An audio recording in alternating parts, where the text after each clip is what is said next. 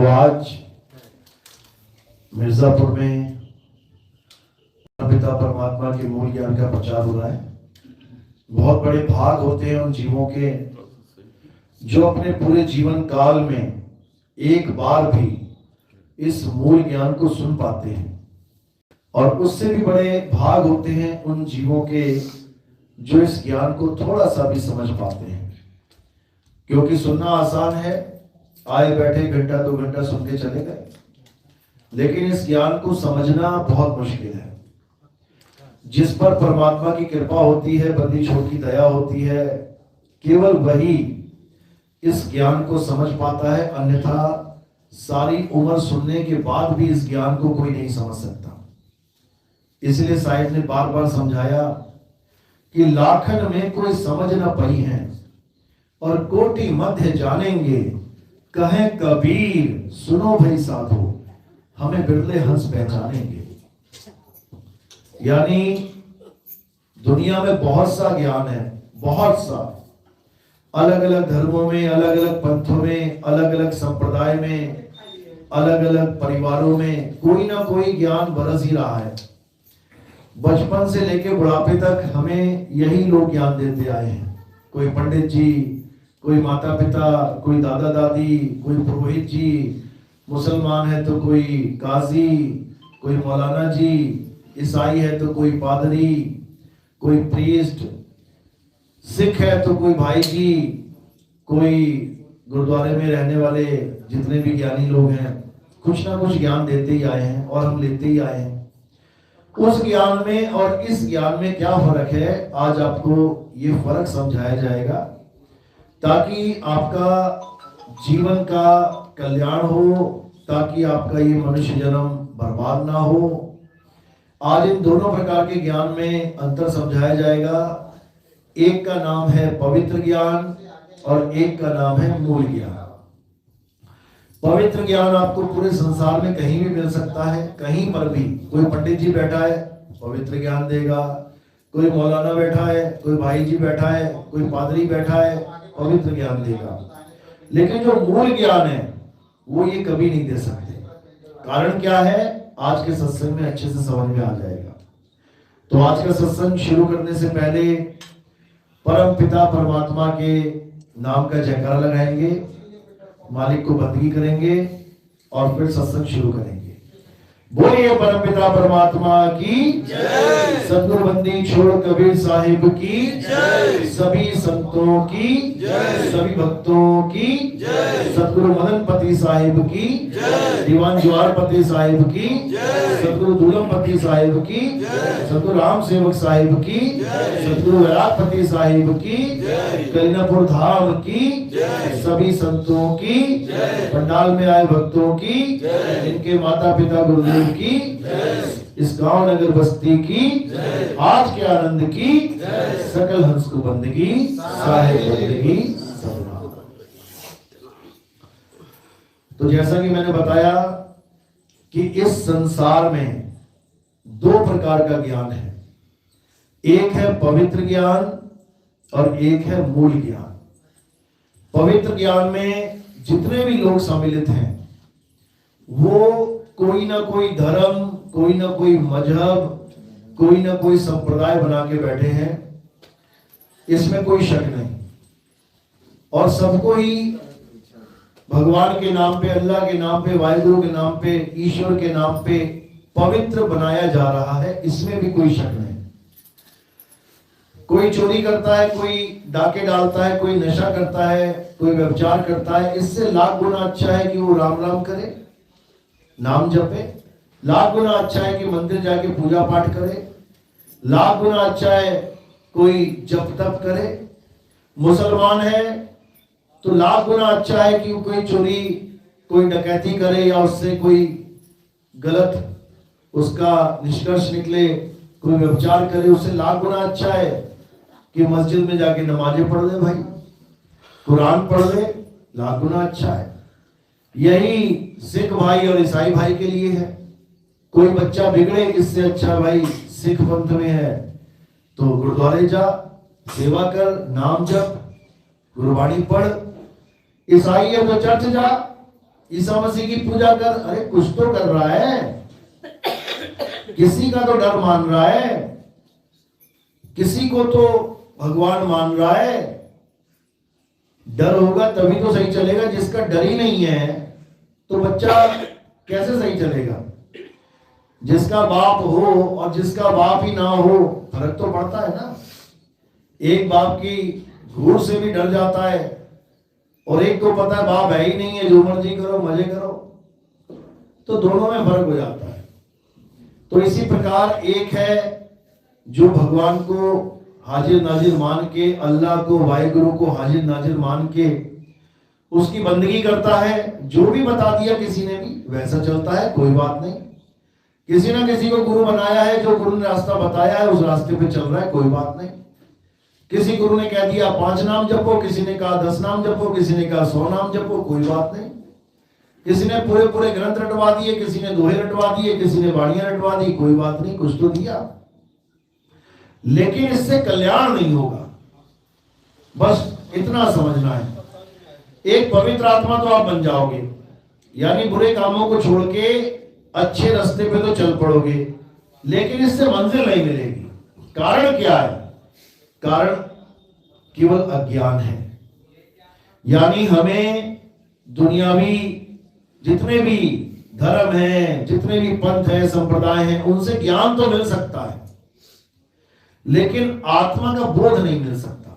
ज्ञान तो मिल गया, साखियां, शब्द, बाइबल, कुरान, पुराण, गीता, ये सब ज्ञान ही तो है। किताबें पढ़ते रहो ज्ञान होता रहेगा, किताबें पढ़ते रहो ज्ञान होता रहेगा, ज्ञान तो मिल जाएगा, लेकिन आत्मा का अनुभव नहीं मिलेगा। क्योंकि अगर आत्मा का अनुभव मिल गया होता किसी को भी, तो भाई साहब वो सीधे बोल रहा होता कि आत्मा को जानो, आत्मा को पहचानो। लेकिन आप देखेंगे कोई बाबा ये नहीं कह रहा कि आत्मा को जानो, आत्मा को पहचानो। सब नाम जपवाने में लगे हैं।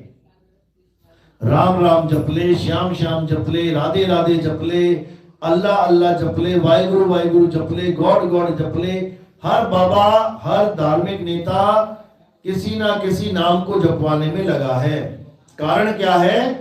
कि उसको आत्मा का ज्ञान नहीं है। आत्मा का ज्ञान नहीं है। जैसे अभी भगत ने पूछा कि प्यास लगी है तो गुरुजी कैसे बुझेगी? पानी से बुझेगी या पानी के नाम से बुझेगी? दो ही चीजें हैं, या तो तत्व या तत्व का नाम। सर्दी लग रही है तो अग्नि तत्व चाहिए हमें, गर्मी लग रही है तो बर्फ तत्व चाहिए हमें। समझो, बर्फ बर्फ का नाम जप के या आग आग अग्नि अग्नि नाम जप के तुम्हें गर्मी या सर्दी लग जाए, ऐसा नहीं हो सकता। इसी प्रकार राम राम करके, राधे राधे करके, अल्लाह अल्लाह जप के, वाहिगुरु वाहिगुरु जप के तुम्हें परमात्मा मिल जाए, ऐसा नहीं हो सकता। ऐसा कभी नहीं हो सकता। हाँ, तुम्हें क्या मिल जाएगा यह भी जानना जरूरी है। लोग कहते हैं इतने इतने बड़े बड़े संत नाम जप के चले गए और आप कहते हो कि नाम नहीं जपना है, यानी उन्हें कुछ भी नहीं मिला होगा। बिल्कुल मिलेगा, लेकिन वो नहीं मिलेगा जो चाहिए। याद रखना, कुछ ना कुछ तो मिलेगा, क्योंकि प्रकृति का नियम है एक्शन टू रिएक्शन। ये नियम है प्रकृति का। तुम कोई भी काम कर दो, तुम्हें उसका फल जरूर मिलेगा। अच्छा करोगे तो अच्छा मिलेगा, बुरा करोगे तो बुरा मिलेगा। तो नाम जपने का क्या फल मिलता है, अब ये समझ लो। फल तो मिलेगा, लेकिन वो नहीं जो हमें चाहिए। नाम जपने से क्या होता है समझ लो। जितनी दुनिया में तुम्हारी ये सुरता फंसी हुई है, लोगों के नामों में, लोगों के ध्यानों में, संसार में, नाम जपने से क्या होता है, ये सारा ध्यान उस नाम में आ जाता है। यानी कोई भी तुम नाम जप रहे हो, सारा ध्यान नाम में आ जाता है। यानी ध्यान को एकाग्र करने के लिए नाम जपा जाता है। ठीक है, अच्छी बात है, एकाग्र हो गया। अब क्या करें? अब क्या होता है कि यही ध्यान का जो एकाग्रता बढ़ जाती है, तो हमें क्या दिखने लग जाता है? हमें एक ज्योत दिखने लग जाती है। हाँ, नाम जपने से क्या होगा? एक ज्योति दिखने लग जाएगी। कहां पे? दोनों आंखों के बीच में। 1.5 किलोमीटर। जब आप आंख बंद करके ध्यान करोगे, कोई भी नाम जपोगे, तो आपको दोनों आंखों के बीच में यहां पर एक ज्योति दिखने लग जाएगी। जब ज्योति दिखने लगेगी तब क्या होगा, उसी ज्योत के अंदर जो भी आपका इष्ट है, A to Z, कोई भी इष्ट यानी कि जिस पे आपकी सबसे ज्यादा श्रद्धा है। राम जी वालों का राम इष्ट है, हनुमान जी वालों का हनुमान इष्ट है, शंकर जी वालों का शंकर जी इष्ट है, गुरु वालों का गुरु इष्ट है। कोई राधा स्वामी को गुरु मानता है तो उसी ज्योत में उसे राधा स्वामी बाबा की शक्ल दिखाई देगी। कोई रामपाल जी को गुरु मानता है तो उसी ज्योत में रामपाल जी की शक्ल दिखाई देगी। कोई निरंकारी बाबा को मानता है तो उसी ज्योत में निरंकारी बाबा दिखाई देने लग जाएगा। यानी ये जो ज्योत है ये किसी का भी रूप धारण कर सकती है। ये ज्योत प्रकाश जो है इसमें कोई भी दिखाई दे सकता है। तुम्हें जहां तुम्हारी श्रद्धा जुड़ी है वो दिखाई देगा और पूरा प्रकाश दिखाई देगा, जैसे लाखों करोड़ों सूर्य तुम्हारे सामने आ गए हो। इसका दृष्टांत कहां मिलता है? गीता में 11वां अध्याय पढ़ोगे, उसमें देखो क्या कहता है अर्जुन। कहता है महाराज ऐसा लग रहा है जैसे कुरुक्षेत्र की भूमि में हजारों लाखों करोड़ों सूरज उतर आए हो। करोड़ों सूरज उतरने के बाद मैं केवल एक कृष्ण को नहीं देख पा रहा हूं, मैं अनंत आंखें, अनंत भुजाएं, अनंत जांघें, यानी जो कुछ भी मैं देखना चाहता हूं वो सब मुझे दिखाई दे रहा है। समझो, यानी ये ज्योत इतनी प्रबल है, इतनी शक्तिशाली है कि ये किसी का भी रूप धारण करके तुम्हारे सामने खड़ी हो सकती है। इसी ज्योत को संतों ने ज्योति निरंजन बोला है, ज्योति निरंजन। और यही ज्योति निरंजन कौन है? कबीर सागर में इसी को काल भगवान बोला है। काल जो सारी सृष्टि को पैदा करता है, पालता है और सबका संहार कर देता है, भक्षण करता है। यह प्रमाण आपको कहां मिलेगा? जब अर्जुन ने विराट रूप देखा, उसकी आंखों के सामने पूरा विराट जगत में विराट पुरुष खड़ा हुआ है। अब क्या होता है? अब उसके मुंह खुलने शुरू होते हैं। जब उसके मुंह खुलते हैं तो अर्जुन क्या देखता है कि संसार के सारे जीव उसके मुंह में प्रवेश कर रहे हैं। वो मुंह खोले बैठा है और सब उसके मुंह में जा रहे हैं, सबका आहार कर रहे हैं। वो यहां तक बता दिया कि मुझे आपके जबड़ों में कुछ लोग तो लटके हुए दिखाई दे रहे हैं, जिनके सिर खून से लथपथ हैं। आप उनके सिरों को चूरा बना रहे हो, चूर्णित कर रहे हो। खून से लथपथ शरीरों को आप जीभ निकाल के चाट रहे हो। ये भी लिखा है उसमें, लेकिन तुम्हें कोई नहीं बताएगा, क्योंकि ये वाला रूप कोई नहीं बताना चाहता, क्योंकि ये काल रूप है। अध्याय 11 32वां श्लोक, जब पूछा गया कि आप कौन हैं, ये उग्र रूप वाले आप कौन हैं, तब ये नहीं बोला गया कि मैं परमात्मा हूं।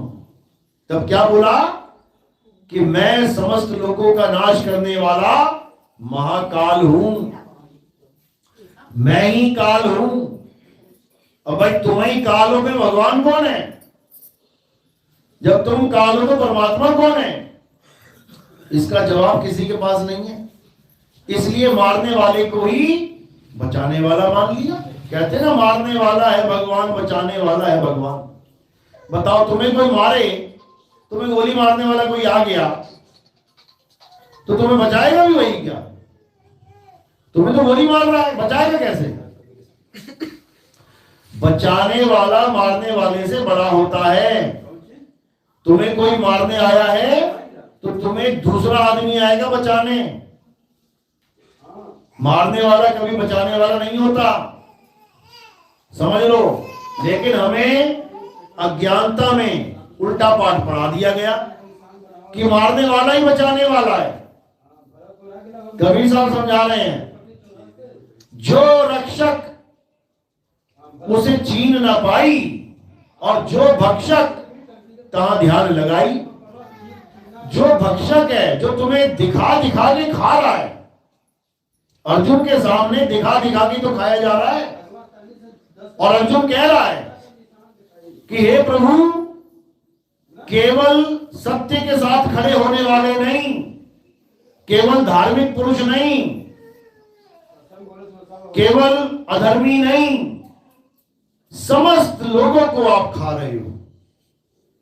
यानी अधर्मी भी गया उन्हीं के मुंह में, और धर्मी भी गया उनके मुंह में। यानी कि किसी को भी नहीं बख्शा जा रहा है। तो जब तक ये अवस्था रहेगी तब तक किसी का कल्याण होने वाला नहीं है। तो क्या करना है? असार को त्याग देना है और सार को पकड़ लेना है। इसीलिए बोला, सोई गुरु पूरा कहावे, जो दो अक्षर का भेद बतावे, एक छुड़ावे एक लखावे, तब प्राणी निज घर को जावे। यानी कि गुरु वो होता है जो सार और असार तत्व का भेद बता दे, असार को छुड़वा दे और सार को लखा दे। तो असार क्या है? काल और काल की सृष्टि असार है। और सार क्या है? अकाल, यानी काल से परे। और सत्य ही सार है, सत्य ही अकाल है। इसलिए बोला सत्य श्री अकाल, सत्य ही अकाल है। लेकिन लोगों को समझ में नहीं आता, इसलिए काल की पूजा में लग जाते हैं। और काल केवल उसको मत मान लेना कि जो कुरुक्षेत्र में खड़ा है और सबको खा रहा है, कि तुम केवल उसको काल मान लो।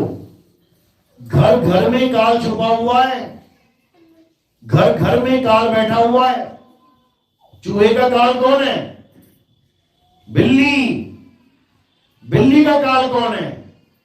कुत्ता। कुत्ते का काल कौन है? बाघ। बाघ का काल कौन है? बब्बर शेर। सब किसी ना किसी के काल बने बैठे हैं। और केवल यही नहीं, जितने भी शरीर इस संसार में हैं, चाहे कोई नर, चाहे कोई नारी, चाहे कोई कीट, चाहे कोई पतंगा, ये सब काल का ही रूप है। इसलिए साहिब ने बोला, देव निरंजन सकल शरीरा, तामे भ्रम भ्रम रहल कबीरा। यानी हर एक शरीर दूसरे शरीर को खा रहा है। शरीर ही काल है। देव निरंजन सकल शरीरा। अब अगर इसी शरीर को आप सत्य मान बैठो, किसी को गुरु जी का शरीर सत्य लग रहा है, उसका ध्यान कर रहा है, किसी को राम जी का शरीर सत्य लग रहा है, उसके ध्यान में बैठा है, किसी को शंकर जी का शरीर सत्य लग रहा है, उसके ध्यान में बैठा है, कोई राधे राधे का शरीर मान के सत्य बैठ गया, उसका ध्यान कर रहा है। तो जिसका तुम ध्यान कर रहे हो, ये उसी रूप में सामने आ जाएगा, और तुम पहचान भी नहीं पाओगे कि ये सत्य है या असत्य है, क्योंकि तुम्हारे भाव जुड़े होंगे। जो तुम देखना चाहते हो ये दिखा देगा। अध्याय 11 में बिल्कुल स्पष्ट बताया है कि हे अर्जुन, अब वो चीजें तू देखेगा जो तू देखना चाहता है। यानी कोई भी आदमी, इंसान ध्यान करके, आंखें बंद करके कुछ भी देखना चाहता है, ये मन उसे दिखा देता है। कई पंथ तो ऐसे चल रहे हैं जो तुम्हें 5, 10, 15 मिनट बैठा के उसी वक्त पूछ लेंगे, तुम्हें कुछ दिखाई दिया? और तुम कहोगे हाँ शिवलिंग दिखाई दिया, हाँ हनुमान जी दिखाई दिया, हाँ कोई और क्या कल्पना है? कल्पना में जो भी तुम्हें दिख गया उसको सत्य बता के कहेंगे हाँ यही भगवान है। ये सब अज्ञान है भाई। असली चीज क्या है? आत्म तत्व, परम तत्व, उसका ध्यान करना है। अब जिसको कभी देखा नहीं उसका ध्यान कैसे करेंगे? ये विधि गुरु समझाता है, ये विधि गुरु बताता है।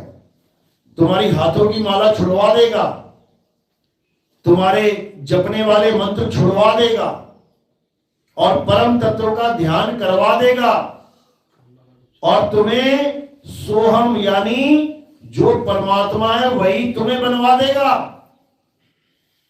तब तुम्हारा कल्याण होगा, नहीं तो नहीं होगा।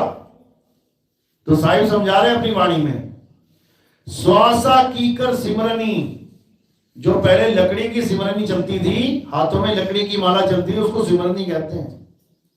कहते हैं इसको छोड़, कर का मन का फेंक दे, मन का फेर, यानी कि कह रहे हैं कि उसको छोड़ दे जो तुम्हें समय में बांध दे कि भाई एक माला दो माला कर ली मैंने, बहुत हो गया, छोड़ इसको।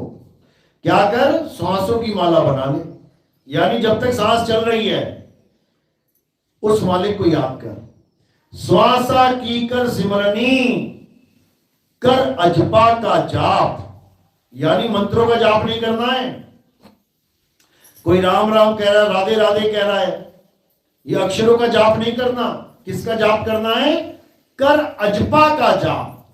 अजपा यानी जिसको जपा नहीं जा सकता, जो जपने से परे है। साहिब समझा रहे हैं, नाम है जप में, नाम है तप में, और ना एकांत निवास में, मोह को कहां ढूंढे रे बंदे, मैं तो तेरे पास में। तो कह रहे हैं कर अजपा का जाप, यानी जिसे कोई जप नहीं सकता। किसे नहीं जप सकते? मंत्रों को तो जप सकते हैं, किसे नहीं जप सकते? आत्मा को नहीं जप सकते। आत्मा को कैसे जपोगे? आत्मा जपने वाली चीज ही नहीं है। आत्मा तो अनुभव करने वाली चीज है।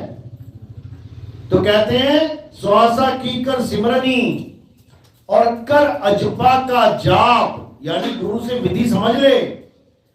उस अजपा यानी आत्मा को कैसे जपा जाए, कैसे प्राप्त किया जाए, समझ ले। श्वासा की कर सिमरनी, कर अजपा का जाप, परम तत्व का ध्यान धर, यानी किसका ध्यान करना है? किसी शरीर का ध्यान नहीं करना, किसी गुरु जी का ध्यान नहीं करना, किसी राम जी, हनुमान जी, कृष्ण जी, कोई भी शरीर है, किसी का ध्यान नहीं करना। क्या करना है? आत्मा का ध्यान करना है, अपनी आत्मा का ध्यान करना है, अपने सत्य स्वरूप का ध्यान करना है। और ध्यान कौन करेगा? ये जीव आत्मा करेगी, यानी जीव को अपने सत्य स्वरूप का ध्यान करना है। यही धर्म है, इसके अलावा और कुछ नहीं है। कोई मंदिर मस्जिद गुरुद्वारा ठीक है इंसान ने बना लिए, बहुत कुछ कर लिया, लेकिन ये असली धर्म नहीं है। असली धर्म क्या है? अपने सत्य स्वरूप को प्राप्त करना, यानी अपने आत्म स्वरूप को प्राप्त करना ही असली धर्म है। और इस धर्म को क्या कहते हैं? ये धर्म है सत्य सनातन धर्म। सत्य सनातन धर्म ये नहीं है कि तुम पत्थर पूजने लग जाओ, कि तुम पीपल पूजने लग जाओ, कि तुम गाय की पूजा करने लग जाओ, तुम तुलसी की पूजा करने लग जाओ, तुम नदी नालों की पूजा करने लग जाओ। ये सनातन धर्म नहीं है। सनातन का मतलब तक नहीं पता लोगों को।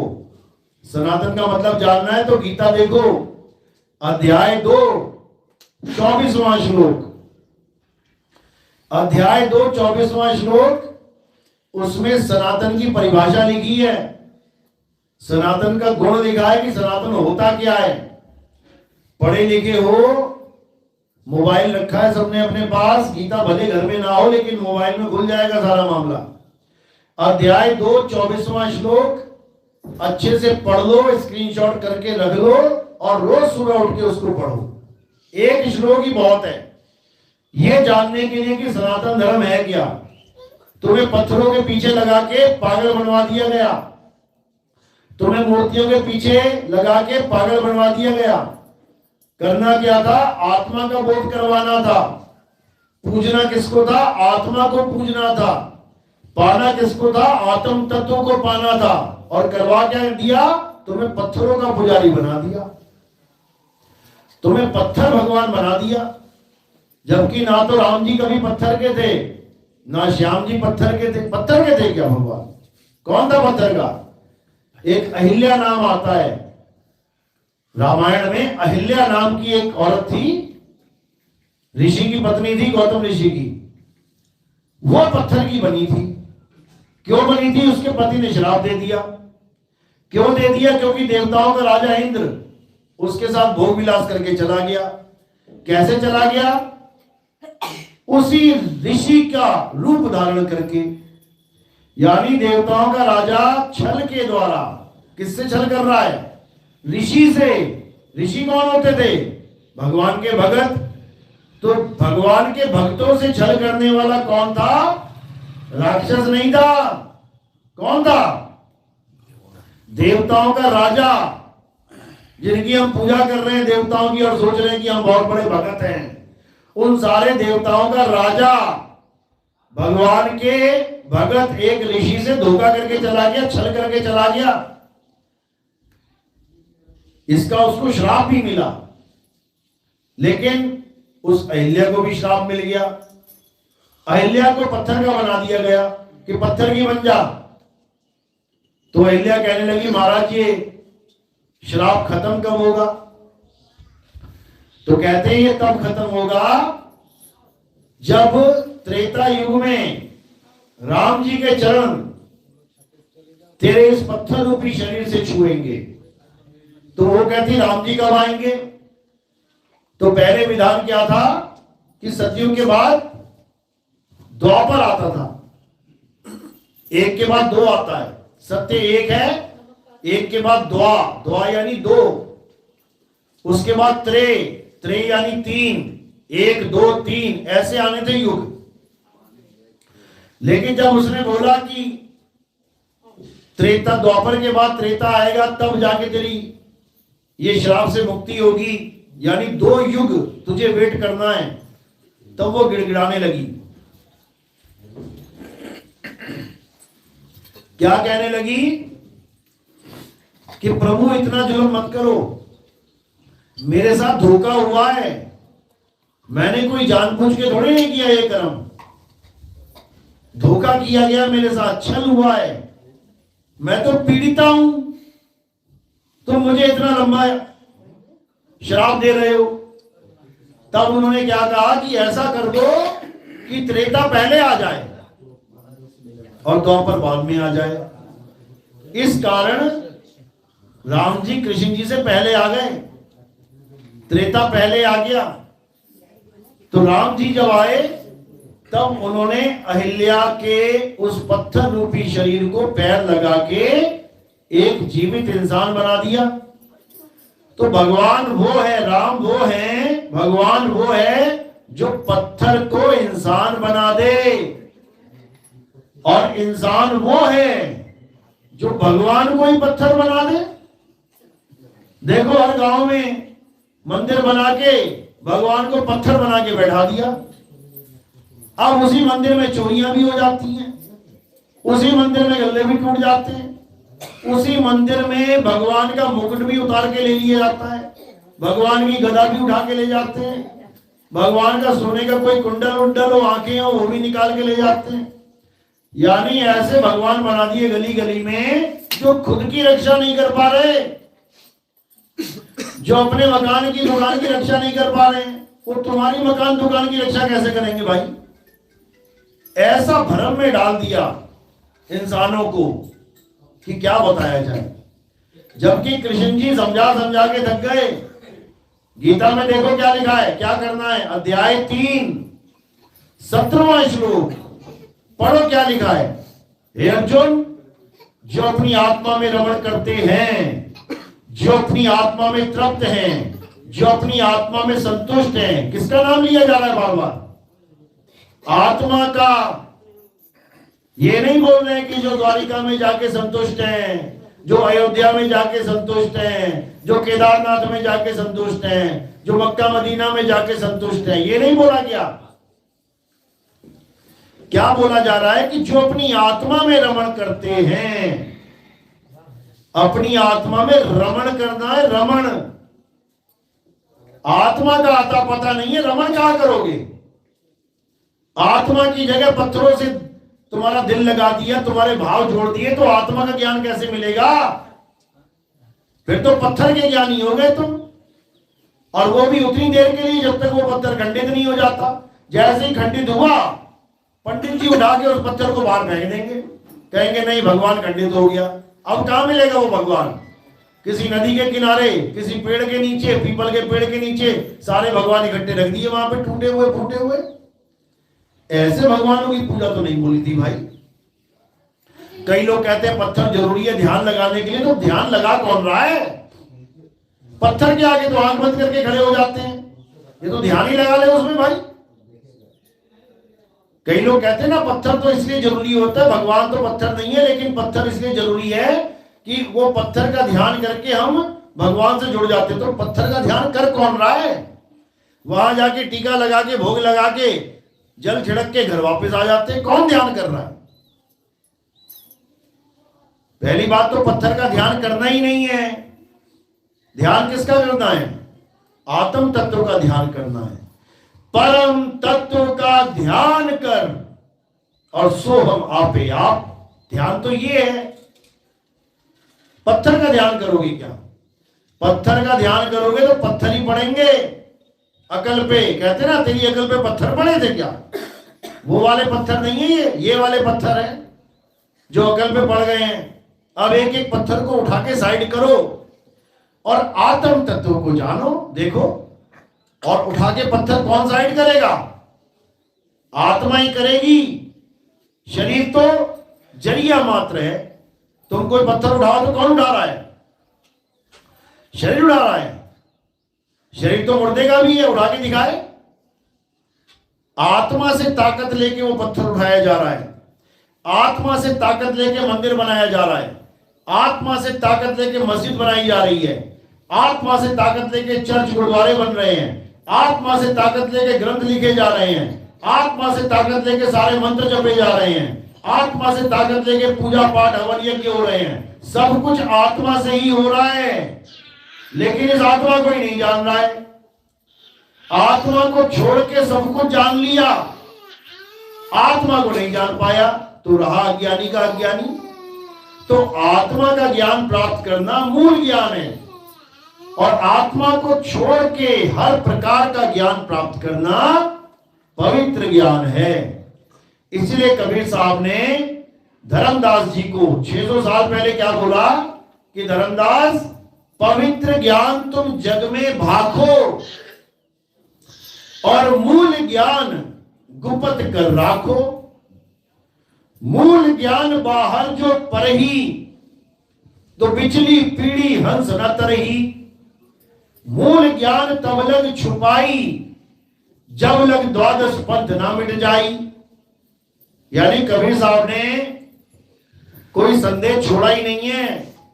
समझदार को इशारा काफी है कि पवित्र ज्ञान तुम जग में भागो। पवित्र ज्ञान कहते हैं किस्से कहानियों को। जब आप कबीर सागर पढ़ोगे, आपको उसमें काल भगवान की, मां दुर्गा की, ब्रह्मा विष्णु महेश जी की पूरी कथा आ जाएगी वहां सामने। कथा के द्वारा उस मूल ज्ञान को पवित्र ज्ञान में बदल के समझाया गया, क्योंकि मूल ज्ञान जल्दी समझ में नहीं आता। इसलिए पवित्र ज्ञान का सहारा लेके एक रूपरेखा बनाई जाती है उसकी, एक उसको कहानी का तरीका समझा के उसको तुम्हारे दिमाग में फिट किया जाता है। जब वो समझ में आ जाती है तो समझ लो कि तुम पवित्र ज्ञान में पूर्ण हो गए। तुम्हें पवित्र ज्ञान पूरा समझ में आ गया। मंत्र जंत्र तंत्र पूजा पाठ हवन यज्ञ ये सब पवित्र ज्ञान में आता है। ये आरती चौका, चलावा चौका, आनंदी चौका, ये सब पवित्र ज्ञान में आता है। ये सब पवित्र ज्ञान का खेल है। इससे कल्याण नहीं होगा। ज्ञानी तो बन जाओगे, लेकिन आत्मज्ञानी नहीं बन पाओगे।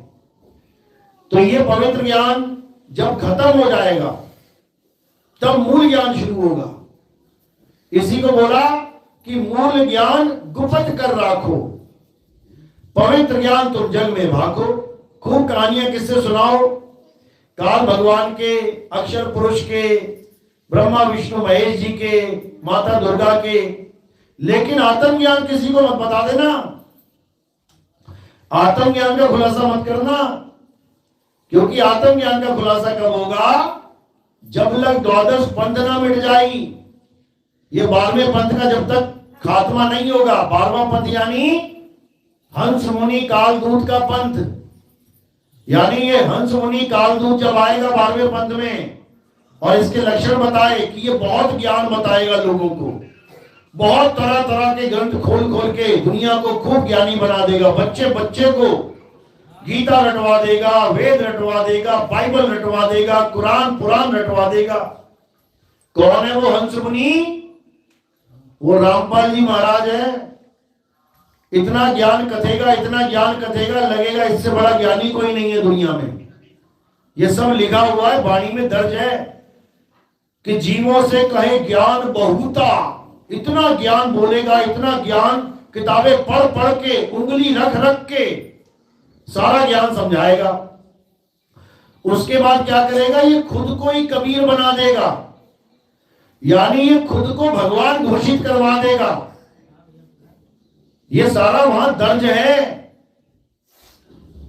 एक एक लाइन जो मैं बोल रहा हूं ये वाणी में दर्ज है। 600 साल पहले लिख के गए थे। और क्या करेगा? ये बड़े बड़े चमत्कार दिखाएगा। आज तुम्हारा कैंसर ठीक कर दूं, और तुम्हारा ये ठीक कर दूं, और तुम्हारा वो ठीक कर दूं। ये सब दर्ज है वाणियों में। यानी इतना भरमा देगा जीव को कि सत्य असत्य का निर्णय ही नहीं कर पाएंगे। सोचेंगे यही परमात्मा ही आ गया है। ये हंस मुनि नाम क्यों रखा गया उसका? 2 शब्दों का मेल है, हंस और मुनि। हंस का मतलब है परमात्मा का हंस, यानी ये देखने में लगेगा कि परमात्मा का हंस ही आ गया है, काल भगवान से हमारी मुक्ति करवाने आ गया है। क्योंकि कबीर वाणी घोट घोट के पिलाएगा, कबीर साहब को परमात्मा बताएगा, तो लगेगा कबीर साहब का ही हंस आ गया है। लेकिन हंस के साथ लगाए मुनि। मुनि का मतलब है जितने मुनीश्वर हैं, ये क्या करते थे? ये नाम जपते थे। ये मुनि नाम जपते थे, तो ये क्या करेगा? ये नाम जपवाएगा सबका, ये दुनिया भर के नाम जपवा देगा। इसी को समझाया गया कि हंस मुनि जब आएगा तो ये कबीर पंथ में आएगा, कबीर साहब का नाम लेके आएगा, कबीर कबीर कहेगा, बहुत ज्ञान कथेगा, बहुत लोगों को ज्ञान देगा, बच्चे बच्चे को ज्ञानी बना देगा। बच्चा बच्चा ग्रंथ लेके डोल रहा होगा, आओ मुझसे ज्ञान चर्चा करो, आओ मुझसे ज्ञान चर्चा करो। चैलेंज करते फिरेंगे 18-18 साल के बच्चे कि आओ बड़े बड़े पंडितों से, आओ मेरे साथ ज्ञान चर्चा करो। ये हंस मुनि के ही चेले हैं सारे। और ये बाद में खुद को परमात्मा घोषित कर देगा कि रामपाल भगवान है। और ये हो रहा है क्योंकि 600 साल पहले कबीर साहब ने आगाह कर दिया था कि हंस मुनि आएगा। तो कबीर साहब ने अगर बोल दिया कि आएगा, तो भाई साहब आएगा, और आ चुका है। तो इसी को बोला मूल ज्ञान तब लग छुपाई, जब लग द्वादश पंथ ना मिट जाई। यानी ये मूल ज्ञान, आत्म ज्ञान तब तक छुपा के रखा जाएगा जब तक ये पंथ नहीं मिट जाएगा। कैसे मिटा ये पंथ?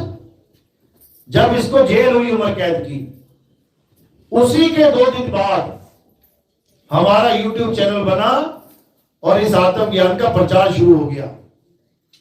क्योंकि कबीर साहब का वचन है, ये टल नहीं सकता, चाहे कोई कितना जोर लगा ले।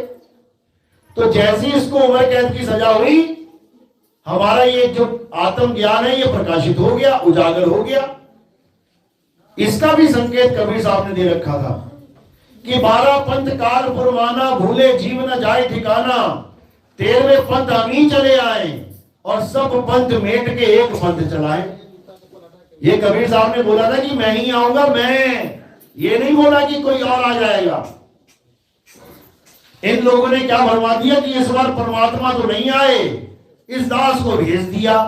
फिर तो परमात्मा की वाणी झूठी हो गई, परमात्मा की वाणी झूठी हो गई। अगर राम जी कहते हैं कि मैं आऊंगा, और कोई कहे राम जी तो नहीं आए, लक्ष्मण जी को भेज दिया, फिर तो राम जी झूठे पड़ गए। लेकिन ऐसा नहीं है। कबीर साहब ने बोला कि मैं आऊंगा तो मैं ही आऊंगा, लेकिन वो कैसे आएंगे इसको कोई नहीं समझ पाया। लोग सोच रहे हैं कि कबीर साहब आएंगे का मतलब वो दाढ़ी मूंछों वाले कबीर साहब आएंगे, वो टोपी वाले आएंगे, सफेद दाढ़ी सफेद मूंछ वाले। जबकि कबीर साहब ने आने का तरीका बताया है। कहां बताया है? जब आप मदन साहिब का ग्रंथ पढ़ेंगे, अभिनंदन ग्रंथ, उसमें कबीर साहब ने बताया कि जब मैं आऊंगा तो कैसे आऊंगा। बढ़िया गद्दी से ये ग्रंथ छपा है 1986 में।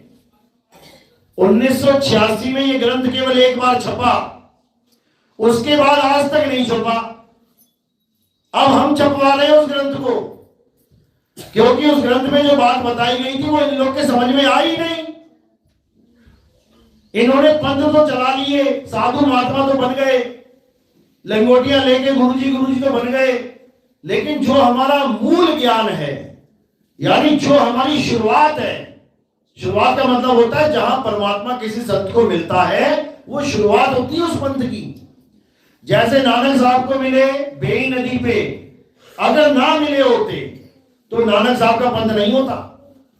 गरीबदास जी को मिले छुड़ानी में, अगर वहां ना मिले होते तो पंथ नहीं होता। पलटू जी को मिले, दादू जी को मिले, तो जहां पर भी किसी संत को परमात्मा आके मिलते हैं वहीं से पंथ शुरू होता है। तो हमारे पंथ की शुरुआत कहां से हुई है? जब मदन साहिब को कबीर साहब मिले। अब मदन साहिब को अगर कबीर साहब मिले और तुम मदन पंथी बन बन के, लंगोटी बांध बांध के तुम साधु बने घूम रहे हो, तो तुम्हें पता होना चाहिए कि कबीर साहब और मदन साहब की बात हुई तो हुई क्या है। जब तुम्हें यही नहीं पता कि मदन साहिब से कबीर साहब ने कहा क्या है, तो तुम क्या खाक जान पाए कि इस पंथ में ज्ञान क्या चलेगा। क्या बोला कबीर साहब ने मदन साहिब को कि हे मदन, ये वही पंथ है जो सारे संसार को सत्य ज्ञान से जोड़ देगा। तो मदन साहब ने कहा कि मैं तो ये काम नहीं कर सकता, मैं अकेला कहां कहां जाऊंगा, क्योंकि उस समय ना तो कोई इंटरनेट था, ना कोई मोबाइल थे, ना ही कोई ऐसा साधन था कि पूरी दुनिया में ये ज्ञान प्रचार हो। लेकिन ज्ञान भी ये सत्य है तो प्रचार कैसे होगा? मैं अकेला कहां कहां जाऊंगा, क्या क्या करूंगा। तो कबीर साहब ने वहां क्या बोला कि तू चिंता मत कर, इस ज्ञान का प्रचार पूरे विश्व में होगा। कैसे होगा? उन्होंने बिल्कुल साफ लिखा है, वहां पे बताया है कि कैसे प्रचार होगा। तू तो चला जाएगा मदन, ये प्रचार करने कौन आएगा? कहते मैं आऊंगा। कैसे आएंगे समझ लो अच्छे से।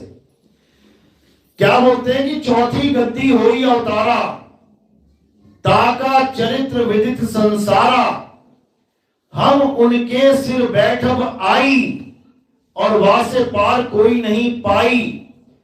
चौथी गद्दी का डंका पूरे संसार में बजेगा। चौथी गद्दी का विस्तारा, डंका बाजी सब संसारा। ये सारे संसार की बात चल रही है। ये केवल बढ़िया गद्दी की या बीरापुर धाम की या किसी और गद्दी की बात नहीं चल रही है। ये यूपी एमपी या जौनपुर की बात नहीं चल रही है। ये महाराष्ट्र गुजरात की बात नहीं चल रही है। ये कहां की बात चल रही है? डंका बाजी सब संसारा, यानी America, Canada, Germany, France, Italy, Japan, जितने देश तुम्हें दिखाई दे रहे हैं जितने संसार में, कहते सब में डंका बजेगा। कैसे बजेगा बताओ? कैसे बजेगा पूरे संसार में डंका? ये ज्ञान कैसे प्रचार होगा पूरे संसार में? इंटरनेट के द्वारा। इसलिए यह समय चुना गया था कि एक ऐसा समय आएगा मदन जब एक जगह बैठ के पूरी दुनिया में ये डंका बज जाएगा।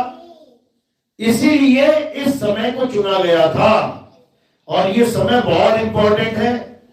ये समय अपने कल्याण करने का सबसे बड़ा समय है। जो इस समय से चूक गया, जो आज के समय में भी ज्ञान प्राप्त नहीं कर पाया, घर बैठे ज्ञान मिल रहा है, मोबाइल में बस तुम आत्मा लिख दो, आत्म ज्ञान, देखो दुनिया भर के बाबा जी आ जाएंगे। कोई कहेगा ये कर लो, कोई कहेगा वो कर लो, कोई कहेगा ये कर लो, कोई कहेगा वो कर लो। एक भी ये नहीं कहेगा कि सब कुछ छोड़ के आत्मा पर ध्यान लगा लो। यानी आत्मा का निशाना ना समझवा के तुम्हें मंत्रों में, जंत्रों में, पूजा पाठ, हवन यज्ञ में फंसा देगा। लेकिन कबीर साहब क्या कह रहे हैं कि निशाना कोई मारे संत सुजान। जो हमारा भगत होगा, जो हमारा असली हंस होगा, वो सटीक निशाना लगाएगा। और निशाना कहां लगाएगा? अर्जुन की तरह। जैसे अर्जुन ने मछली की आंख में निशाना लगाया, अर्जुन ने चिड़िया की आंख में निशाना लगाया, सीधे आंख में निशाना लगा रहा था वो। आंख इशारा है दृष्टि का, यानी तुम्हारा निशाना कहां होना चाहिए? आत्म दृष्टि की तरफ। वहां निशाना लगाओ जहां तुम्हें आत्मा का ज्ञान हो, आत्मा का बोध हो, आत्म दर्शन हो। और वो केवल गुरु के द्वारा बताया जाता है। जब गुरु तुम्हें निशाना साधना सिखा देगा तो तुम क्या हो जाओगे? तुम असली साधु हो जाओगे। असली साधु, नकली वाले नहीं। नकली साधु तो नाम जपते हैं, नकली साधु तो हवन यज्ञ करते हैं, नकली साधु आत्मा को छोड़ के सबको भगवान मान लेते हैं। लेकिन जो असली साधु होता है वो आत्म तत्व के अलावा किसी की पूजा नहीं करता, वो आत्म तत्व के अलावा किसी पे ध्यान नहीं करता। उसका केवल एक निशाना होता है, आत्मा। इसी को कबीर साहब बार बार समझा रहे हैं कि जल में मीन प्यासी, मोहे देखत आवे हासी, आत्म ज्ञान बिना नर भटके, कभी काबा कभी काशी। कहते हैं आत्मा के ज्ञान के अलावा अगर कोई किसी को भी भगवान, किसी को भी परमात्मा, किसी को भी पूजनीय योग्य मानता है तो उसका भटकना निश्चित है। बच नहीं सकता, वो बच नहीं सकता। और भटक भी कहां रहा है? कभी काबा कभी काशी। धार्मिक स्थलों को ही भटकने का स्थल बता दिया कबीर साहब ने कि जो तुम्हें लग रहा है कि मैं भगवान के दर्शन करने जा रहा हूं, अरे तू भटकने जा रहा है। भटकने, भगवान तो तेरे आत्मा में विराजमान है, लेकिन तुझे उसका अंदाजा ही नहीं है। यानी घर में घी, घर में दूध पड़ा है 50 लीटर और घी को ढूंढने के लिए पहाड़ों पे जा रहा है। घर में तिलों की बोरी भर के पड़ी है और तेल ढूंढने के लिए गंगा नदी के किनारे जा रहा है, तो कैसे बात बनेगी? नहीं बनेगी। दूध में ही घी ढूंढ, तिल में ही तेल ढूंढ और चकमक में आग ढूंढ, तो तेरा काम बन जाएगा। ज्यों तिल माही तेल है और ज्यों चकमक में आग, तेरा साईं तुझ में है, जाग सके तो जाग। तेरा साईं तुझ में है।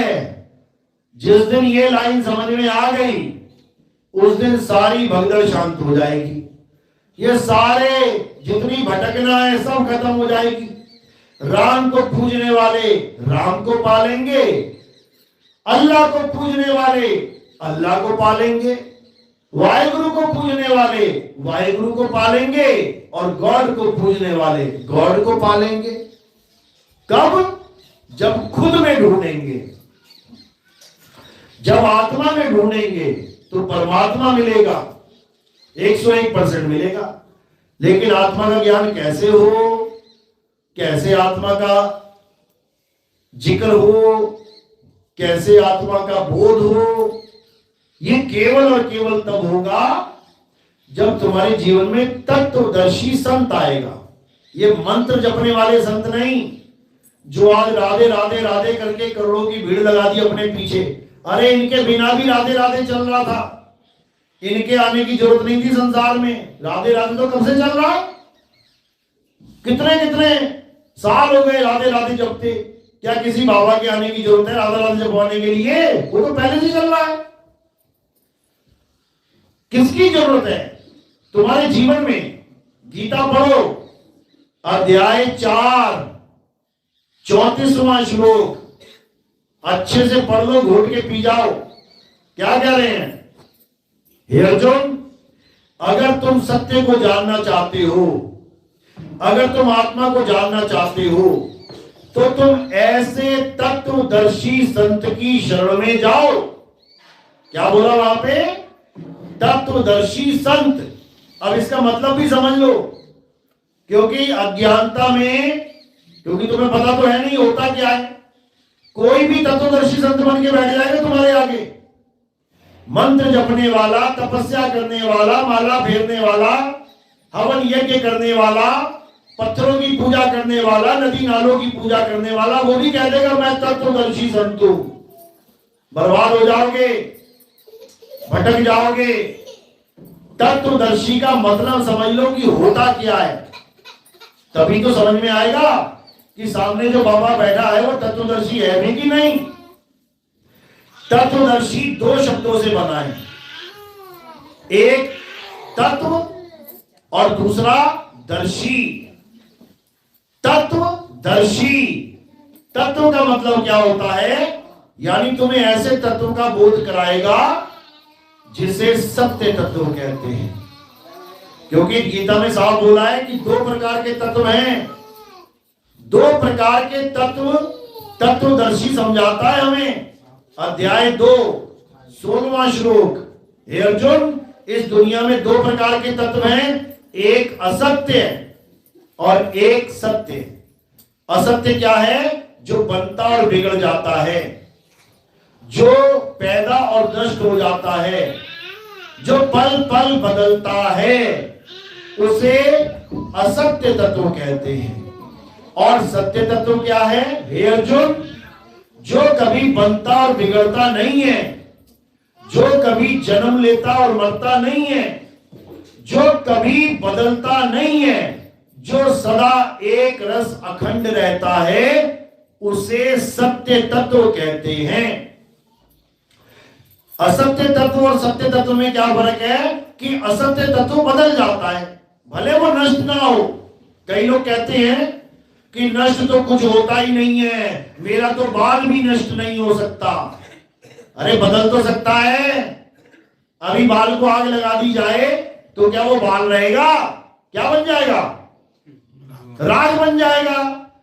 तो जो बदल गया, भले वो नाश नहीं हुआ, बदल गया, वो भी असत्य है, अज्ञान है।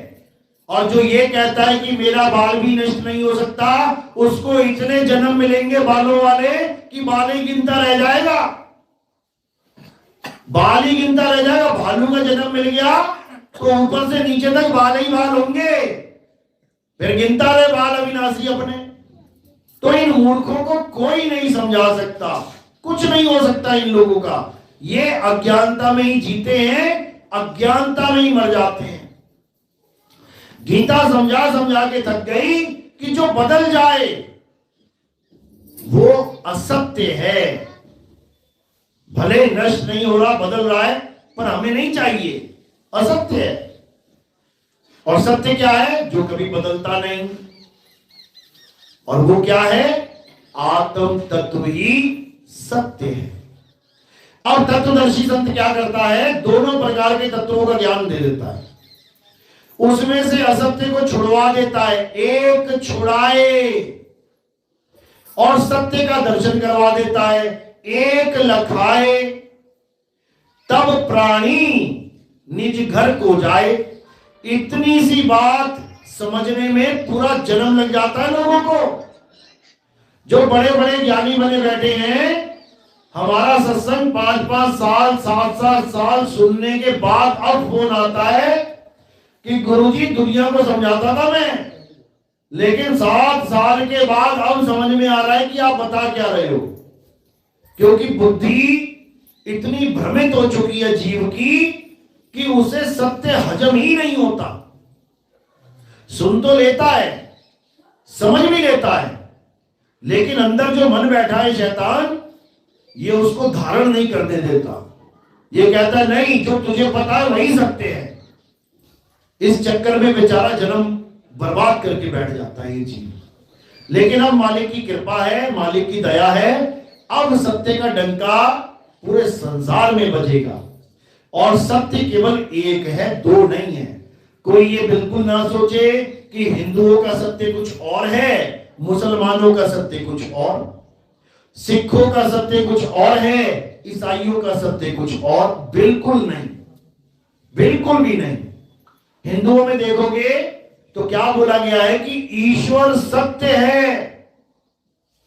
यानी ईश्वर कौन है? राम नहीं बोला, श्याम नहीं बोला, राधे नहीं बोला, दुर्गा माता नहीं बोला। ईश्वर कौन है? सत्य है। और सत्य क्या है ये किसी को नहीं पता, इसलिए अगली लाइन बोल दी, ईश्वर सत्य है, सत्य ही शिव है। अब सत्य को क्या बना दिया? शिव बना दिया। किसने? शिव जी के भक्तों ने। और राम जी के भक्तों ने क्या बना दिया? राम नाम सत्य है। तो शिव जी नाम झूठ है क्या? समझो, जिसकी जहां आस्था जुड़ी है उसने उसी को सत्य बना दिया। राधे राधे जपने वाला राधे नाम को सत्य मान के बैठ गया। ओम नमः शिवाय जपने वाला ओम नमः शिवाय को सत्य मान के बैठ गया। हनुमान जी का नाम जपने वाला हनुमान जी के नाम को सत्य मान के बैठ गया। लेकिन तीनों ही ये नहीं जानते कि सत्य है क्या। गीता समझा रही है, हे अर्जुन, इस पूरे ब्रह्मांड में, इस पूरे जगत में, इस पूरे संसार में सत्य केवल एक है। और वो क्या है? हे अर्जुन, आत्मा ही सत्य है। आत्मा को ना तो कोई जला सकता है, आत्मा को ना तो कोई सुखा सकता है, आत्मा को ना तो कोई गीला कर सकता है, और आत्मा को कोई शस्त्र काट नहीं सकता। बिल्कुल स्पष्ट बोल दिया, नैनम छिंदती शस्त्राणि नैनम दहति पावका। तो भाई ये किसी राम जी हनुमान जी ने थोड़ी नहीं बोला कि राम जी को कोई काट नहीं सकता, हनुमान जी को कोई काट नहीं सकता, राम जी को कोई छेड़ नहीं सकता, हनुमान जी को कोई छेड़ नहीं सकता, ऐसा नहीं बोला। जो बोल रहा है कृष्ण जी, उन्हीं के पैर में छेद हो गया तीर से, नहीं हो गया। उन्होंने कहा अछेद्यम, यानी उसको कोई छेद नहीं सकता, अपने ही पैर में छेद हो गया। किसने किया था? बहेलिये ने। कौन था बहेलिया? बाली था। बाली को किसने मारा था? राम जी ने। त्रेता युग में राम ने बाली को छेद दिया, द्वापर युग में बाली ने कृष्ण जी को छेद दिया, अदला बदली हो गई, मैटर पूरा हो गया।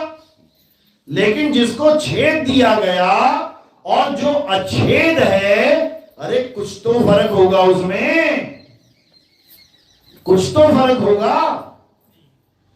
बस इसी फर्क को समझना है।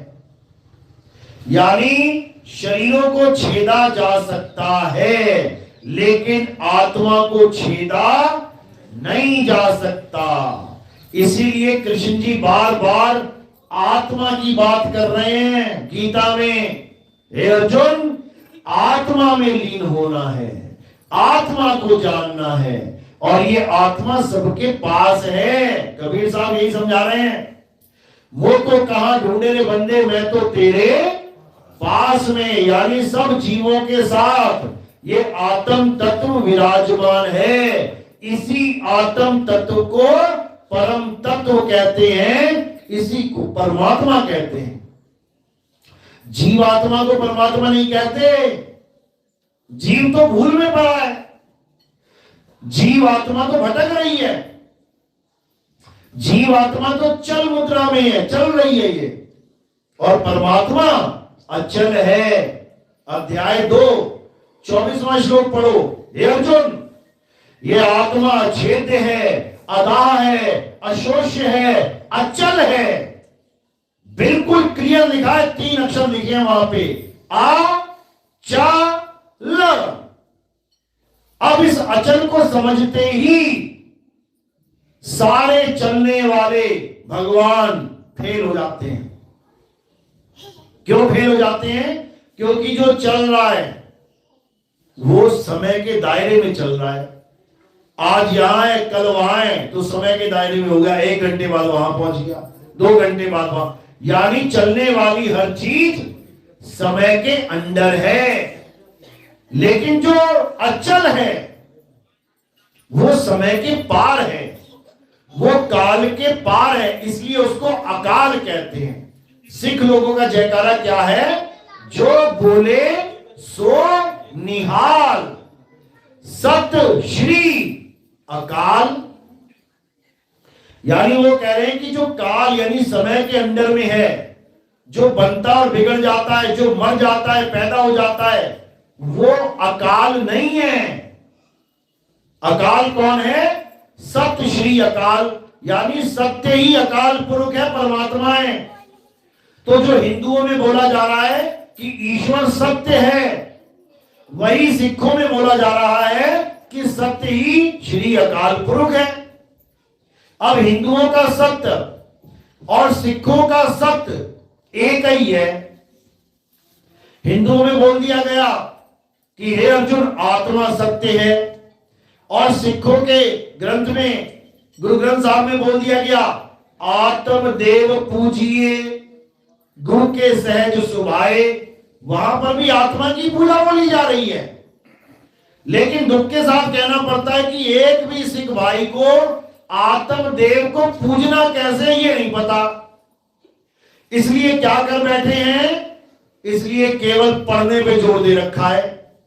ये ग्रंथ पढ़ लूं, वो ग्रंथ पढ़ लूं और फिर नाम जप लूं। कबीर साहब कह कह के थक गए, अरे पोथी पढ़ पढ़ जग मुआ और भयो ना पंडित कोय, एक के आखिर पीव का पढ़े सो पंडित होए। बिल्कुल सिंपल सी बात है, लेकिन समझ में नहीं आती।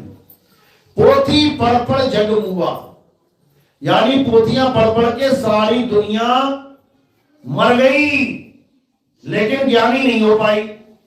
जैसे तुम सारी उम्र पढ़ लो, करंट से पंखा चलता है, करंट से बल्ब जलता है, सारी उम्र पढ़ लो, मरते दम तक तुम्हें करंट का अनुभव नहीं हो सकता। तुमने सारी उम्र यही पढ़ा, करंट बहुत शक्तिशाली है, करंट झटका मारता है, करंट से बड़े बड़े मशीनें चलती हैं। सारी उम्र पढ़ लो, महिमा गा लो, आरतियां भी बना लो, ओम करंट देवा, ओम करंट देवा, जितने मर्जी गा लो, लेकिन तुम्हें मरते दम तक करंट का झटका नहीं लगेगा। इसी को साहिब ने बोला है, पोथी पढ़ पढ़ जग मुआ, पंडित भया न कोय, एक अक्षर पीव का पढ़े सो पंडित होए। एक अक्षर पीव का यानी उन्हीं 2 अक्षरों में से एक छुड़वा देना है। पीव के अलावा सारे अक्षर जीव के हैं। अंग्रेजी भाषा किसने बनाई है? जीव ने। हिंदी भाषा किसने बनाई है? जीव ने। अरबी जीव ने, जापानी जीव ने, चाइनीज जीव ने, बंगाली, मराठी, तेलुगु, मलयालम, दुनिया भर की भाषाएं किसने बनाई है? जीव ने। तो ये सारे अक्षर किसके हुए? जीव के। और हमें कौन सा अक्षर चाहिए? पीव का। तो साहिब समझा रहे हैं, एक अक्षर पीव का पढ़े सो पंडित होए। और ये 52 अक्षर पढ़ पढ़ के जन्म बर्बाद हो जाएगा। तो यही समझना है। ये कोई विरोध नहीं है किसी का कि कोई कहे जी ये राम राम नहीं जपने को बोलते हैं, विरोधी है। अरे मैं अल्लाह अल्लाह जपने को भी नहीं बोलता, मैं वाहिगुरु वाहिगुरु भी नहीं बोलता, मैं कभी कभी नहीं जपने देता किसी को। सारे नाम छुड़वाना मेरा काम है। सोई गुरु पूरा कहावे, दो अक्षर का भेद बतावे, एक छुड़ावे एक लखावे। ये मेरा काम है, विरोधी नहीं हूं मैं किसी का। जप लो राम राम, जपो राधे राधे, जपो अल्लाह अल्लाह वाहिगुरु वाहिगुरु, मना थोड़ी नहीं कर रहा हूं। जपो कब तक? जब तक तुम्हारे जीवन में आत्मज्ञानी गुरु नहीं आ गया। करंट के बारे में खूब पढ़ो, पढ़ो किताबें। करंट ऐसे करता है, करंट वैसे करता है, तो करंट लग जाएगा क्या किताब पढ़ पढ़ के? कभी नहीं लगेगा। तो करंट का बोध कराने के लिए एक गुरु आएगा जो क्या कहेगा, किताब छोड़, बहुत पढ़ लिया, अब क्या कर, ये स्विच लगा है ना, अब इसमें उंगली डाल दे। बिना किताब के ज्ञान हो जाएगा तुम्हें कि करंट कैसा होता है।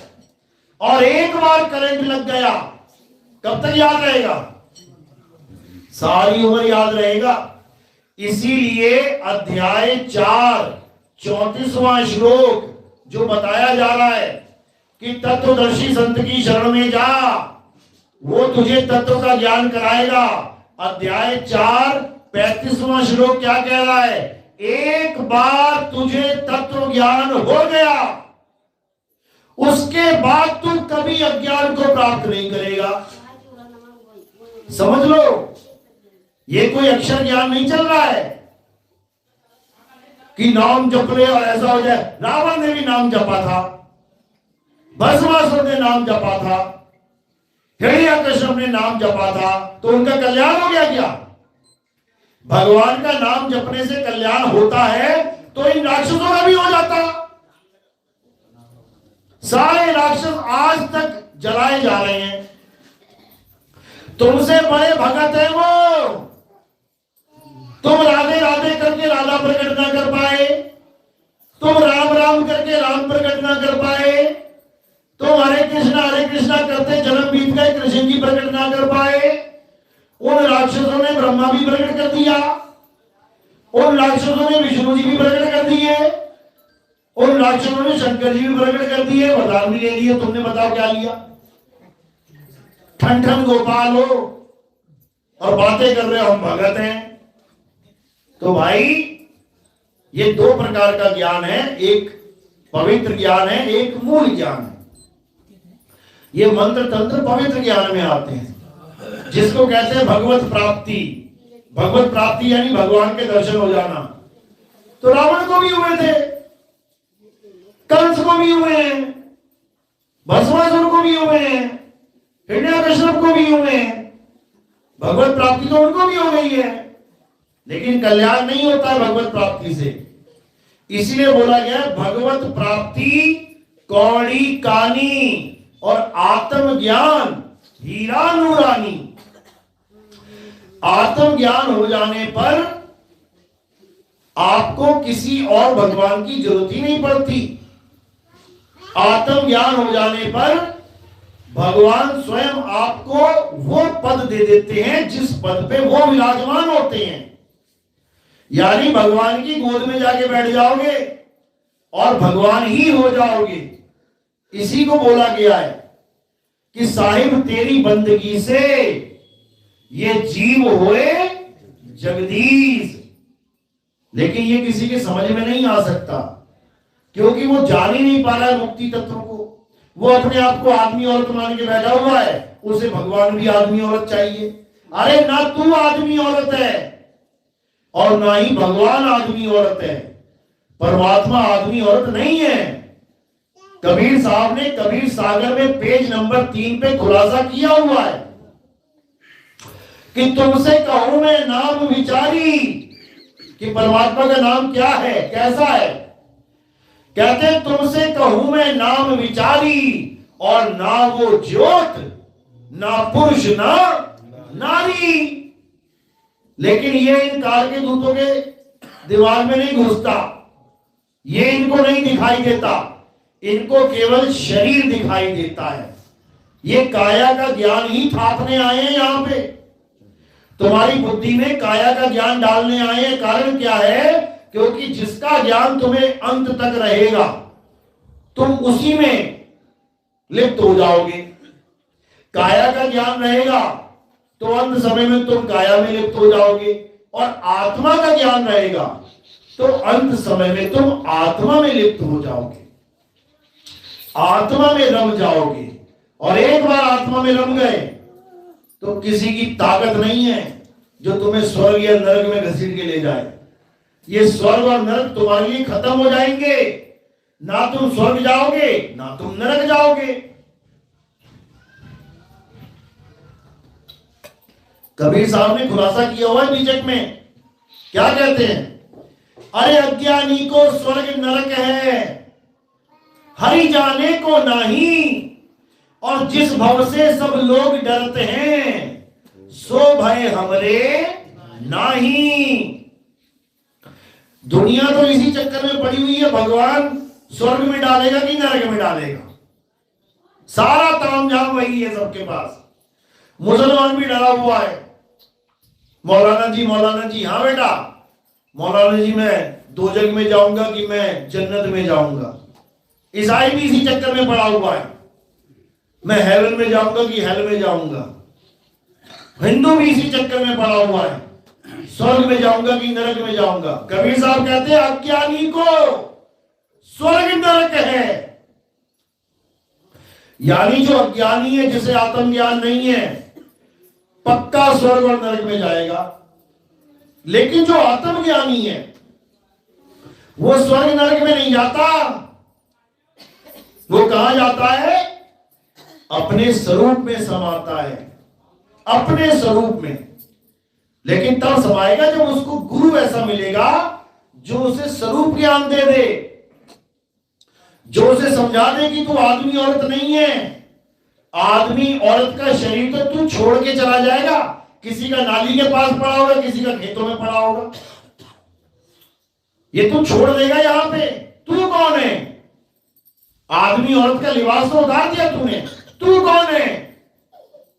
जिस दिन ये जान जाओगे उस दिन तुम्हारा जन्म सफल हो जाएगा। तो साहिब क्या कह रहे हैं? घर घर मंत्र देत फिरत हैं माया के अभिमाना, और गुरुआ सहित शिष्य सब बूढ़े, अंतकाल पछताना, साधो देखो ये जग बौराना। गुरु जी नाम दे गए, कितने नाम दे गए? हमें तो 2 नाम दिए थे जपने को, हमें 4 नाम दिए जपने को, हमें 10 नाम दिए जपने को। बर्बाद कर दिए इन गुरुआ लोगों ने, जो तुम्हें नाम पकड़ा के चले गए, ये मंत्र पकड़ा के चले गए। घर घर मंत्र देत फिरत हैं माया के अभिमाना। ये मंत्र देने वाला काम क्यों चल रहा है? केवल पैसे के लिए मंत्र देते जाओ, चेला मूड़ते जाओ और पैसा लेते जाओ। अब उस पैसे से क्या करेंगे? बड़े बड़े आश्रम बनाएंगे, बड़े बड़े आश्रम। उसके बाद ये नहीं कि आम सीमेंट लग जाएगा, ठीक है, संगमरमर लगवाएंगे, बड़े बड़े पीस राजस्थान से मंगवाएंगे। अब वो पत्थर बोल रहा है चीख चीख के कि मेरा नाम है संगमरमर। यानी परमात्मा को छोड़ के अगर तूने मेरा संग कर लिया तो फिर मर मर, 2 बार मर मर, यानी बार बार मर। इसलिए इस चक्कर में नहीं पड़ना कि गुरुजी का बहुत बड़ा आश्रम है, गुरुजी का मरमर हो जाएगा थोड़े दिनों में, और ऐसा हाल होगा कि तुम्हें क्या बताया जाए। अरे झूठा गुरु अजगर बना, 184 जाए, और सारी संगत चींटी बनी, तोड़ तोड़ के खाए। मेरे गुरुजी की तो 5 करोड़ संगत है, इसमें बड़ा अभिमान आता है लोगों को। मेरे गुरुजी की 10 करोड़ संगत है, बड़ा अहंकार आता है इसमें। जितनी संगत इकट्ठी कर ली है बेटा, उतनी चींटियां इकट्ठी कर ली है, तेरा अंतिम संस्कार वही करेंगी। अब तो सारी संगत चींटी बनी, तोड़ तोड़ के खाए, समझ लो। लेकिन अगर ऐसा गुरु मिल गया जो तुम्हें स्वरूप ज्ञान दे दे, तो कहते हैं गुरु और चेला दोनों का कल्याण हो जाएगा, समझ लो। तो कह रहे गुरुआ तो घर घर फिरे, कौड़ी के 50, अपने रूप की खबर नहीं, और शिष्य करण की आस। यानी ये अधूरा गुरु ये घर घर फिरे, कौड़ी केर 50। कौड़ी केर 50 मतलब अभी तुम भंडारा लगा दो, अभी कोई भंडारा लगा दो और क्या कह दो कि आने वाले संतों को 5-5 हजार रुपए दिया जाएगा। भाई साहब इतने भगत नहीं होंगे यहाँ पे जितने साधुओं का मेला लग जाएगा यहाँ पे। क्यों? ये कौड़ी केर 50 वाले लोग हैं जो कौड़ी कौड़ी में बिक जाते हैं। आज साधु संतों को तुम पूछोगे ना, लंगोटी पहन पहन के घूम रहे हैं कि बाबा जी भंडारा कहाँ है, डायरी बना रखी है, लिस्ट बना रखी है, 2 तारीख का यहाँ है, 4 तारीख का वहां है, 5 तारीख का वहां है, 10 तारीख का वहां है। वहां क्या होगा? विदाई मिलेगी, भोजन भी मिलेगा, विदाई भी मिलेगी। इसी मेले में जाने को कबीर साहब ने मना किया है। मेले जाए ना महंत कहाए, पूजा भेंट ना ले आए।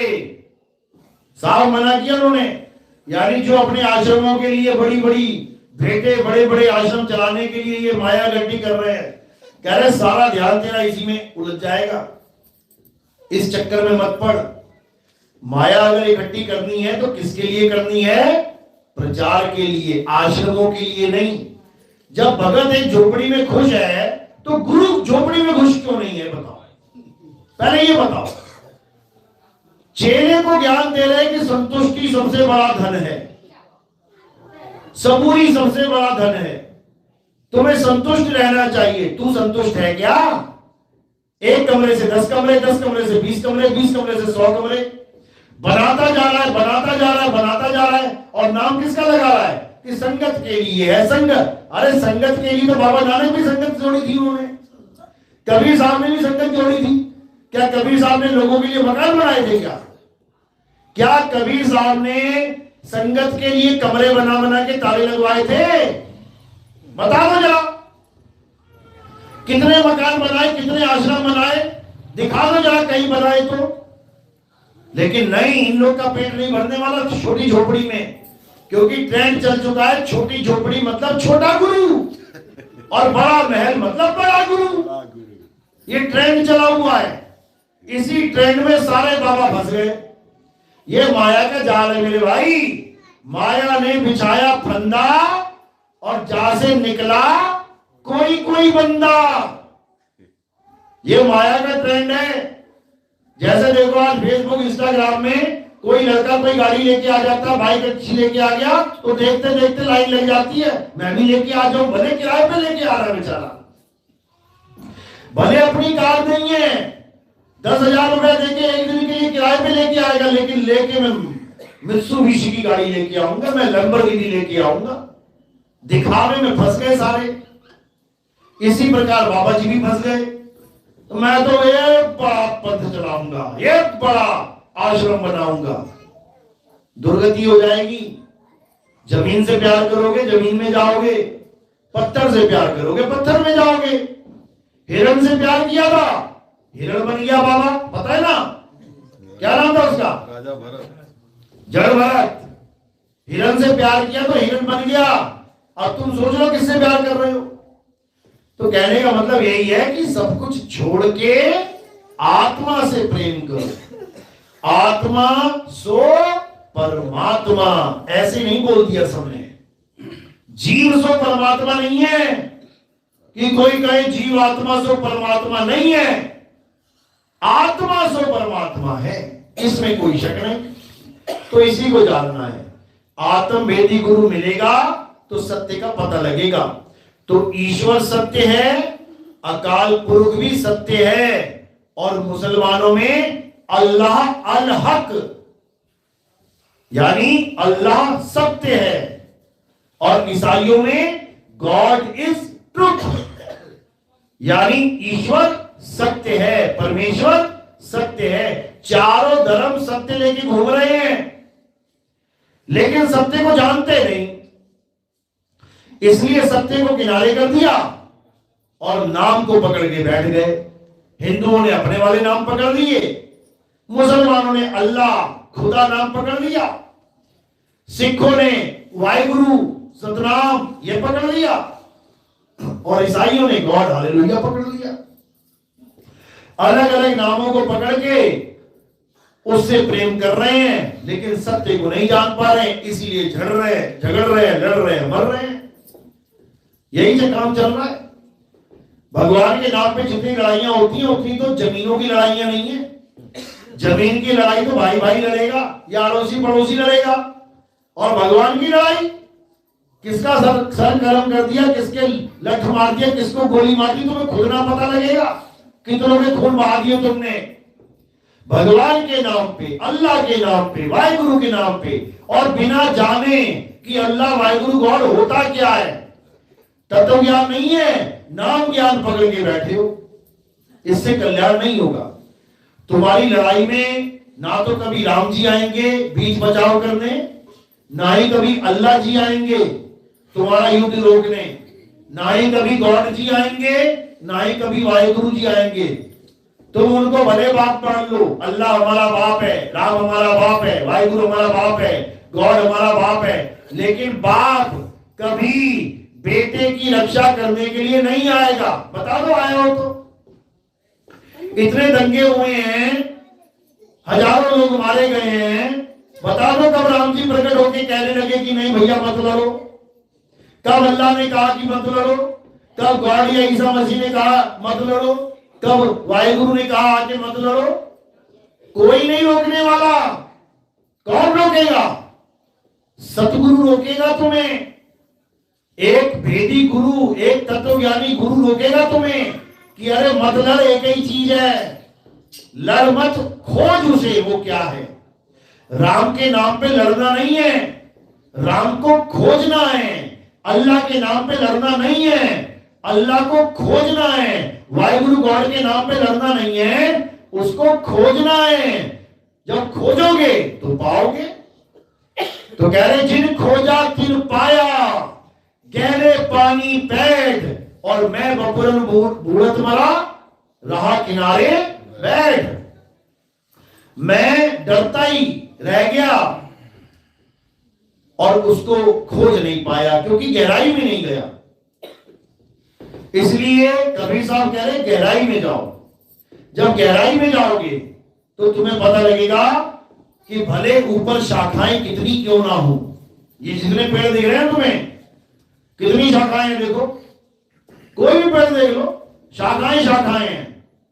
लेकिन जैसी तुम गहराई में जाओगे, तुम धरती के नीचे जाओगे, तो तुम्हें पता लगेगा कि भले ऊपर लाखों शाखाएं हैं लेकिन जड़ एक ही है, और सारा पानी वही जड़ पहुंचा रही है ऊपर तक। इसी को गीता में समझाया गया कि जो उल्टे पेड़ को व्याख्या सहित तुम्हें ज्ञान समझा दे वही सतगुरु है। यानी उल्टे पेड़ का ज्ञान क्या है कि वो छुपी हुई जड़ को बाहर खोल दे, बाहर निकाल के दर्शा दे कि ये जड़ है, और उससे सारा पेड़ हरा भरा हो रहा है। यानी सत्य एक है, उसी से सारे धर्म चल रहे हैं, हिंदू, मुस्लिम, सिख, ईसाई, बौद्धिस्ट, जैन और जितने दुनिया में हैं, इसी आत्म तत्व से सब कुछ चल रहा है। इसके अलावा सब झूठ है। तो क्या करना है? असत्य को त्याग देना है और सत्य को धारण कर लेना है, बिना किसी नाम के। बिना किसी नाम के। नाम में आओगे फिर हो जाओगे, उसका नाम है ही नहीं, वो अनामी है। अनामी वो नी अक्षर है जो अक्षरों में नहीं है, वो नी शब्द है जो शब्दों में नहीं है। लेकिन किसी को ये बात समझ में नहीं आती, इसलिए बेचारे जन्म बर्बाद करके अक्षरों के पीछे, 52 अक्षरों के पीछे चले जाते हैं। तो अब क्या करना है? अब 52 को त्याग देना है और आत्मा को जान लेना है। 52 के जंजाल में फंस गया ये संसार, और सिमरन 52 का करे कैसे लागे पार। बोलिए परमपिता परमात्मा की सदा ही जय हो। साईं बंदगी सतनाम। अब आरती का समय है। आरती कैसे करते हैं समझ लो। एक एक करके आएंगे और थोड़े से फूल कहां रखेंगे? मेरे सिर के ऊपर। कहते हम उनके सिर बैठब आई और वहां से पार कोई नहीं पाई। तो ये फूल कहां रखते हैं? हम गुरु के चरणों में रखते हैं। गुरु कहां विराजमान है? गुरु हमारे शीश पे विराजमान है। गुरु को सिर पे राखिए और चलिए आज्ञा माही, कहें कबीर दास को ये तीन लोग भय नाही। तो आरती के लिए फूल कहां रखने हैं? गुरु के चरणों में रखने हैं। ये वाले चरण नहीं है, चरण यहां पे है।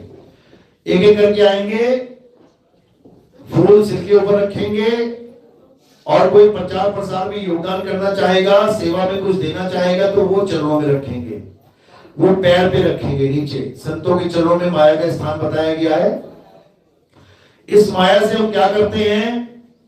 हमने कोई जीवन में ना तो अपने लिए कोई आश्रम बनाया है, ना ही हम कोई आश्रम बनाएंगे, क्योंकि हमारा काम आश्रम वाला है ही नहीं। हमारा काम क्या है? हमारा काम पूरे विश्व में प्रचार करना है। दुनिया के अलग अलग देशों में जाके हम प्रचार करते हैं। 15-20 देशों में प्रचार कर चुके हैं, और आने वाले समय में 195 देशों में प्रचार होगा, पूरे विश्व में प्रचार होगा।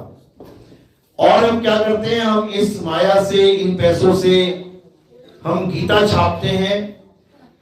हर हर गीता, घर घर गीता के नाम से हमारा एक छोटा सा ग्रंथ है, जिसमें हम गीता के मूल भेद को समझाते हैं, और कबीर साहब और अन्य संतों की वाणियों को भी उसी के द्वारा मैच करा के एक तत्व का ज्ञान बताते हैं। अलग अलग नहीं करते हम किसी को कि कबीर पंथी अलग हो जाओ, कृष्ण पंथी अलग हो जाओ, नानक पंथी अलग हो जाओ। हमारा काम अलग करना नहीं है, हमारा काम सबको एक करना है। 13वें पंथ हम ही चले आए, सब पंथ बेट के एक पंथ चला। बेट यानी समेट लेना। जैसे फैल जाता है कोई सामान, उसको समेट लेना। तो परमात्मा के नाम पे फैलाव हो चुका है, अलग अलग पंथ बन चुके हैं, अलग अलग धर्म बन चुके हैं, मतभेद हो चुके हैं। हमारा काम मतभेदों को खत्म करना है। तो इस माया से हम गीता छापते हैं, और कहां बांटते हैं? जो यात्राएं चलती हैं, कोई माता की यात्रा चल रही है, कोई खाटू श्याम जी की यात्रा चल रही है, कोई कावड़ यात्रा चल रही है, हम ये ग्रंथ उनको बिल्कुल फ्री में देते हैं। एक पैसा नहीं लिया जाता किसी से। उन यात्राओं में हजारों के हिसाब से हम ये ग्रंथ फ्री बांटते हैं। फ्री क्यों बांटते हैं? क्योंकि आपने भी हमें फ्री में ही दान दिया है, आपने भी फ्री दिया ना। तो आपका फ्री का दान हम भक्तों में, मालिक के जीवों में तत्व ज्ञान को फैलाने के लिए बांटते हैं। हमें आपके पैसे की जरूरत नहीं। कोई ये सोच के बिल्कुल ना देना कि गुरु जी को दे रहे हैं। गुरु जी के पास अपना बहुत है, उसकी टेंशन नहीं है हमें। तो ये जो दान होता है, ये भक्तों के लिए होता है, मालिक के जीवों के लिए होता है। कबीर साहब कहते हैं, अगर आपके दान से, आपके योगदान से अगर परमात्मा का एक जीव चेत जाए, कितने? एक जीव। और सोचो संसार में कितने जीव हैं? अनंत। जग में जीव अनंत, न जाने पीव को, और बहुत कहा समझाए 84 के जीव को।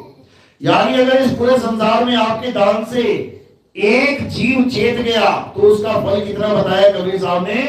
कि 1 करोड़ गाय को काटे जाने से बचाने का जो पुण्य प्राप्त होता है। एक आधी गाय नहीं, या एक आधा ट्रक नहीं, या एक आधा कोई बूचड़ खाना बंद करवा दो, वो नहीं। 1 करोड़ गाय को काटे जाने से बचाने का पुण्य केवल एक जीव को चेताने के बराबर होता है। यानी तुम्हारे इस दान चंदे से अगर ग्रंथ छप गया और किसी जीव ने पढ़ लिया, उसको समझ में आ गया, आत्मा का ज्ञान प्राप्त करने के लिए उसके अंदर जिज्ञासा हो गई, तो भाई साहब आपको नहीं पता कि आपने क्या कर डाला है। ये महिमा है। यानी लाखों जन्म तुम लंगर लगा लो, लाखों जन्म तुम कंबल बांट लो, लाखों जन्म तुम सोना चांदी बांटते रहो लोगों को, उसका पुण्य इतना नहीं है जितना सत्य का ज्ञान प्रचार प्रसार करने में तुमने अगर योगदान दे दिया। इतनी बड़ी महिमा गाई है, कबीर सागर में दर्ज है ये। 600 साल पहले बता के गए हैं परमात्मा। हम ऐसे नहीं बोलते कि बिना किसी सबूत के कोई बात बोलते। तो फूल आपने सिर के ऊपर रखने हैं और सेवा पैरों में चढ़ानी है। और आरती में एक एक करके आगे आएंगे, खड़े सब हो जाएंगे, लेकिन एकदम आगे मत आना, थोड़ी जगह बना के रखनी है ताकि पीछे लोग आराम से निकल जाए। भीड़ ज्यादा है, जगह कम है, इसलिए पूरा मेंटेन रखना है। बोलिए परमपिता परमात्मा की, संगोबंदी छोड़ कबीर साहिब की, सभी भक्तों की, सभी संतों की, आज के आनंद की, सकल हंस को बंदगी, साहिब बंदगी सतनाम। जय सतनाम।